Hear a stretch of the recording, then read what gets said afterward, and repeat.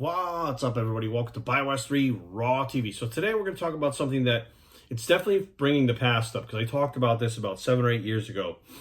And it needs to be rehashed again. There's a bunch of new people on here, as well as this is from new clients that are actually asking me these questions that I got last night. So I figured, you know what, this is a teachable moment, and we're going to use this to kind of pass this along to everybody. Now, you guys know I put up the videos that says basketball is not cardio, which created a stir. To this day, it's still a big buzz, right?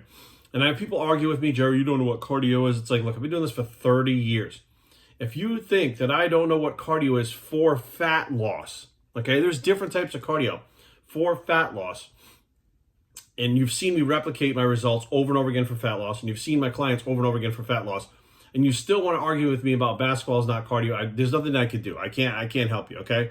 Because the people that keep saying stuff like basketball is not cardio, why do a couple pickup games? Listen, tell me how many are, let's back it up, because there's, behind me you see the Peloton bike. I just got off that thing. I do an hour cardio a day. I hate cardio. If there was another way to do cardio without doing cardio, I would be doing it. Trust me, right now, I hate it. Okay, and there is a difference between fasted and non-fasted cardio. We'll go through that whole thing in a second. Now, there's a lot of people that get activity and calorie burning confused with cardio. Now, in the fitness industry, in the fitness realm, bodybuilding realm, whatever you want to call it, when we say cardio, we specifically mean for fat loss. We don't mean to make your heart healthy. A lot of people, nowadays are starting to get that aspect that we need to keep our heart healthy too, which is why I do the cardio every day. It's not for fat loss. And there's different forms of cardio. Now, the person that asked me, like, why couldn't I just do this for cardio, right? Whatever, I forget what it was. But my thing to him was, okay, let me ask you this question. And what we need to do is define cardio. Now, some people would define cardio as my heart rate went up. I sweated. I was out of breath. Therefore, I did cardio.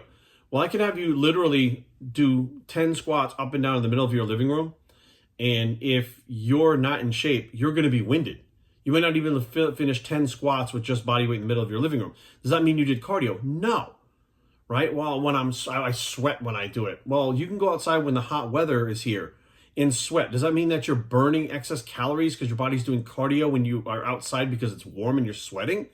Like, they look at these signals that sometimes come along with cardio, or they're kind of byproducts of cardio, and they use those things to identify as doing cardio. My heart rate went up and I sweated. I'm tired. Well, somebody that's not in shape, your heart rate's going to go up very easily. You're going to sweat a lot and you're going to get tired easy. Doesn't mean you did cardio. It just means that you're so fucking out of shape that activity, regular daily activities, wind you. And that is not a good place to be.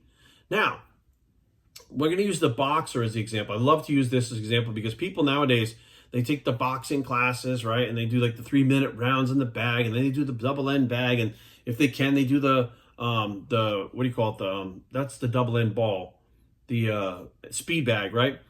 And they go, well, I did boxing for my cardio, right? And then my question is like, look, I'm not going to say that somebody can't do that and lose weight, okay? What I'm saying is you're not doing that and losing weight. You're doing that and not losing weight. So tell me, if you're doing your cardio as a boxing thing where you do 3-minute rounds, you stop, why aren't you losing the fat that you want to lose? Why are you coming to me asking me to build a program if you have it all figured out? Because what's happening, and people don't realize that when you're doing those rounds on the bag, right, and then you stop, you get a little bit of water, what is that period of rest for, that stop for? It's to recover so you can do it again. It's to let your energy reserves recover so you can do it again. If your energy reserves are recovering, that means your body will use that energy that it has recovered for the next round. Now, isn't the idea that you're supposed to be getting the body to a point where it wants to use more body fat? So if you have a sustained movement, right, 3 minutes, right, and even then you're stopping in between, you're adjusting your stance, you're hitting, you're moving around, you're still not technically moving around for that 3 minutes. Now, what I want you to do is punch that punching bag without stopping punching for 60 minutes, nonstop. I want your hands moving at a good rate for 60 minutes, nonstop, fast, boom, boom, boom. Do that for 60 minutes, 60, 1 hour. Let's see how far you get. I bet you after a few minutes you start to crap out, and I bet you after 5 minutes you're done, like it's over. Now, why is that if it's cardio? Because when you hop on a treadmill, you can do an hour. When you get on a bike, you can do an hour.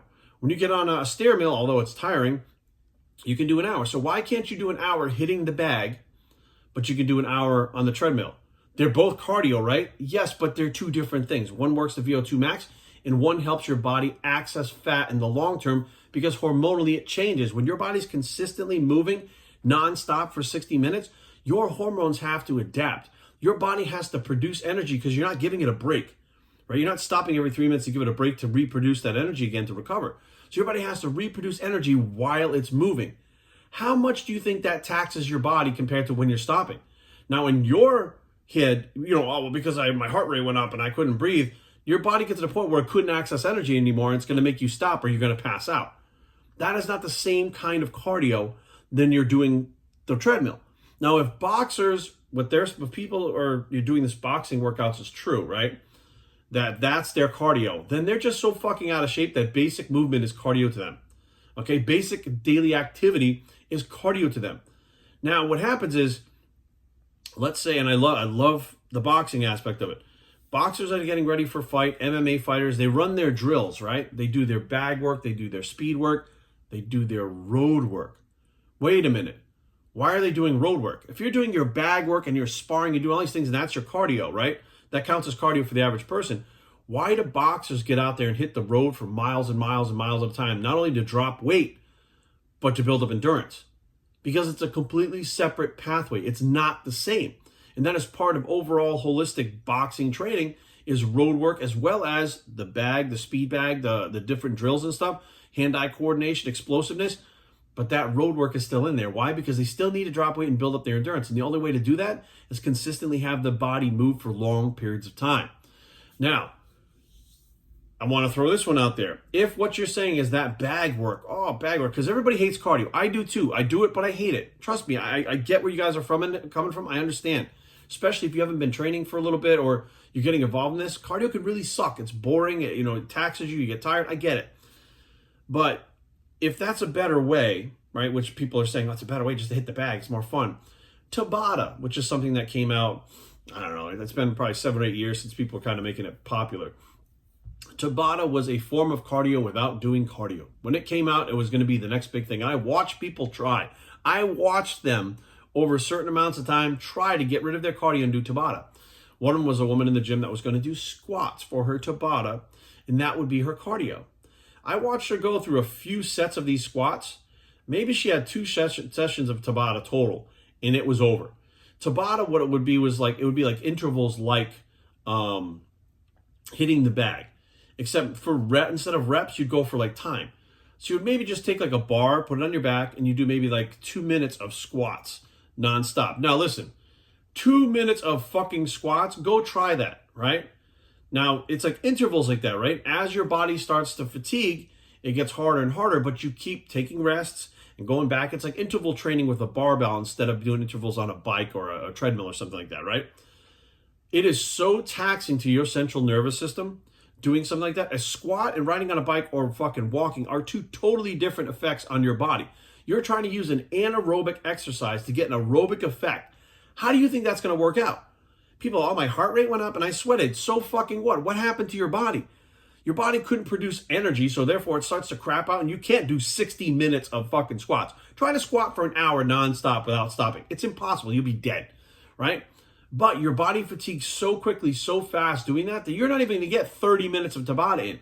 But your whole idea is, I'm working harder in a shorter amount of time because I'm sweating more and I'm breathing heavy. Your body's burning calories, yes, but where do you think those calories are coming from? You're using an explosive anaerobic movement, which is usually the glycogen pathway, right? So you're going to be using more carbohydrates for that. As your carbohydrates get depleted, you're pushing your body to the point where it's so hard and it can't create energy doing that Tabata workout that it won't access fat easily. It'd rather break down muscle tissue to make more energy to keep you going. Now, I know like the paper says this and that. Listen, I don't give a fuck what studies say. I don't give a shit. If Tabata and this boxing thing fucking worked, people would be able to do this and fucking lose the amount of weight that they would when they're doing regular cardio. It doesn't work that way. And those motherfuckers that do, 99% of those people that use something like the boxing workouts to lose weight never maintain it because they're so fucking lazy. If they can't do the regular cardio, which is a lot less impact, then they're not going to sustain this boxing thing for the rest of their fucking life. They're not going to sustain it for months. I bet you weeks they sustain it for, and they won't be able to handle it. Why? The boxing and Tabata wears on your central nervous system differently than regular cardio. Your central nervous system, if it cannot recover properly, is going to affect not only how you do Tabata and your bag work for your cardio, it's going to affect your gym work. When you're training in the gym, it's going to affect how your body looks. It's going to affect how your body responds. It's going to affect how your hormones work. It's going to throw your body out of whack because you're pushing yourself into acute overtraining. Not chronic yet, but it'll go chronic. Once you get to that acute overtraining, you start to have problems. And people are not looking at this as, how does the central nervous system heal? That's like lifting weights. If you did squats every single fucking day, I mean every single fucking day for an hour, all right? Now, there are programs like this. How long do you think you'll be able to sustain that for? Some people maybe a week, some people maybe 2 weeks, but I guarantee you within a month, if you're squatting every single day, 7 days a week, you will not make it to the end of the month. Your central nervous system will be shot, and you'll be fucking weak as a kitten. By the end of that month comes, you'll be tired, lethargic, you won't be able to sleep, you'll have fucking possibly fuck up your immune system. The weights will feel excruciatingly heavy because your fucking central nervous system is fried. This is what happens. Like, there's so much more that goes into cardio, fat loss, the cardiovascular conditioning than other than I sweated, my heart rate went up, and that machine told me I burned calories. Like, there's so much more that goes into fat loss. Like, I can't even fucking explain it to you. Like, we won't even get into the fasted versus non-fasted. Why the fuck is it that all these people that claim non-fasted, fed cardio, we'll call it fed cardio, I think that's what they call it. Fed cardio is just as good as fasted cardio. How the fuck would you guys know? 99% of you that say that will never be on a long-term fucking program. You'll do your fed cardio, drop a few pounds here and there. Oh, see, look, the study said this and it actually worked. Where's your 30-pound weight loss? Where's your 40-pound weight loss? Where's your 60, 80, 90? Where's your 100-pound weight loss doing your fed cardio? The people that do fasted cardio see results faster. Why is that? Well, here's the thing. You know, there's a lot of science nowadays. Everybody's scientists. They want to be the preacher of science, right? A real scientist goes, here's what it says now, but tomorrow this could be completely obsolete and there's a whole different way. We just don't know what's next, right? So what happens is there are people that go, this is the paper, this is all that matters, right? Well, here's the thing. Why the fuck did these bodybuilders, right, that knew nothing about science, that just use logic and reasoning, right? Logic and reasoning, whether you want to call it calorie restriction, you want to call it carb restriction, whatever. Logic and reasoning, they go, well, if I wake up and I haven't eaten for X amount of hours, my fasting glucose in my blood will be very low. Therefore, what's going to happen is I'm going to have to activate glycogen from my liver, glycogen from my muscles, and I'll be able to activate that and get energy going. But the longer I do this cardio fasted, my body's going to have to continue making energy, which we just talked about. Now, I can do that one of two ways. I can keep putting more carbohydrates in my body to create energy, or my body can start looking at using stored energy, which would be body fat, for energy. And the longer I do this at this pace, right, with the least amount of fasting glucose in my blood, it makes sense that the more my body would have to tap into fat, right? That's just logic, common sense. But then the study comes out and says it's not like that. Well, tell me again why the fasted cardio gets faster results than the fed cardio. I'm not saying that doing fed cardio won't get results. I'm saying it's slower results than fasted cardio. I'm saying that fed cardio, regardless of what you think, hormones make a difference as to how your body reacts and how it acts.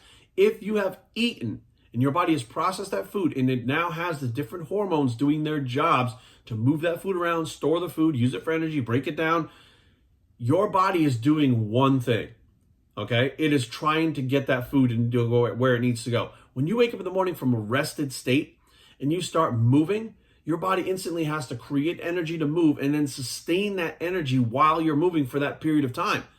It is not the same hormonal influence. It is not the same hormonal environment. And people can't wrap their heads around that. I'm like, why the fuck can you, why do you think they tell you before you go get blood work, make sure you fast? Because your blood glucose will be down and your hormones will be pretty much level when you wake up. They won't be all out of whack from the foods and the different things that are going on in activities in your life. So they'll get more of an idea of what your baseline is. So that baseline where you're starting, when you wake up fast, it is not the same baseline as when you ate an hour and a half ago. It's completely different. Which one do you think, logically, use logic and reasoning before science. Which one do you think would probably get you to lose more body fat in the same amount of time or more body fat in less time? The state where your body is level and your body can create energy, the fasted state. Now, I did talk to Alan Argon a little bit about this. I said, do you believe that there just hasn't been a study done yet on people, and because it's been like regular people, right? It's not people that are into this lifestyle, right? Where they've restricted their calories before they've gone to bed and they're really, really glucose deficient when they wake up in the morning. Their blood glucose is really low. It's not your average person. Your body's good at clearing things and the hormones being balanced. It's different when you're working out and you're into that lifestyle than the average person. Could it be that they just didn't take somebody on an elite enough level or somebody that does that amount of cardio combined with a weight workout, right? Because when you combine a weight workout, the weight workout technically should maintain muscle mass, which keeps your metabolism higher. So the ones that they did on the fed cardio and the fasted cardio weren't weightlifting. They weren't lifting weights. They were just doing cardio because they wanted to find out the effect of the cardio. Well, none of us in this industry, in this sport, or that are trying to get in shape do just cardio. And when you do, it fails. If you just try to diet, it fails. If you just try to do cardio, it fails. If you just try to train, it fails. But when you do diet, cardio, and training together, you succeed. So when is the last time they did a study of, let's say, 6 months of somebody that was dieting with like a low-carb diet, like a bodybuilder is, somebody that's training with enough volume intensity like a bodybuilder is, and then what they do is fasted cardio and then another group that's fed cardio. But they're all doing the training and stuff like that. Is there a difference, do you think, if we did that study? And Alan flat out was like, I think you're onto something. I think what's happening is they've been studying a population that really isn't what we do. Unless they've studied it exactly like a bodybuilder, whereas we, have a high protein diet, where we have a low carbohydrate diet, we do a lot of cardio, we train really hard. None of that's been studied for long periods of time, whether it's natural or unnatural. He's like, so to figure out whether fasted cardio or fed cardio actually work in that environment is a whole different study. It's never been done. So we're going by studies that really don't apply to us. Why would the average person, which basically, when it comes to this fitness stuff, if you've been involved in this and competing and you've been doing this for 30-something years, you're not the average person. No matter what, your body's not the average person. It's just not. No matter how big you get, I'm right now at 206. That would be considered obese at 5'9". That'd be considered fat. My body is not the same as the average person's. Neither is my hormones, neither is the way my body recovers, neither is my diet, neither is my training, neither is my cardio. None of that is the way the average person is. So why would you compare what I'm doing, fasted cardio, to a person that's not doing any of the other stuff that I've done, doesn't have my hormone levels, doesn't have my adequate rest, doesn't understand the central nervous system, doesn't understand all this stuff to push an extra couple calories? And I've heard the rationalization of, well, if you push harder because of food, you can burn more calories. But you took in more calories, right? Even you calories in, calories out people, if it's calories in versus calories out, if you took in less calories before you did your cardio, by the time you're done with your cardio, what calories you've already burnt there are already gone for the day. And then on top of it, you have what we call the afterburner effect, the post-energy oxygen consumption, which is your body has a kind of afterburner where it burns a lot more calories for a period of time after that cardio. So as long as you don't eat after the cardio for a certain period of time, your insulin levels don't go up. Your muscle protein synthesis doesn't activate. Your body stays in fat burning mode, right? Once your insulin levels go up, it changes hormonally and your body starts to go in storage mode, which is fine because you want to replace, you're putting food in your body, you're replacing what you burnt off, etc. But when you're looking for fat loss, that's not necessarily the best thing, right? So there's so much more that goes into it that I think is just missing. It's just missing. And guys, I get it. Like, I hate doing cardio. That Peloton bike behind me right now, I did not want to get that thing. My wife wanted it. And I was like, well, she's probably going to be the only one who uses it, right? And then I found out that Phil Heath has one and uses it. And then my boy Sheamus from WWE, he has one and uses it. Like, a bunch of them got the Pelotons. And I was like, shit, okay, cool. Well, I'll do the Peloton. Now, yeah, it's a lot better than doing cardio and, without those. Kendall's my girl. I do all Kendall's rides. But I still don't like doing it. If I got a chance to get up in the morning and just lay on the couch or go somewhere or eat something, I would rather do that. Trust me, if there was another way that worked better, and I've done them all throughout 30 years, whether you guys are new to this or not, paralysis by analysis, excuse me. You guys are trying to analyze fucking everything. I went out there and just did it. I was out there experimenting year after year after year after year. I became a trainer. I started experimenting with clients year after year after year with all the fads, all the new shit. The things that you guys think are new were way old to us 25 years ago.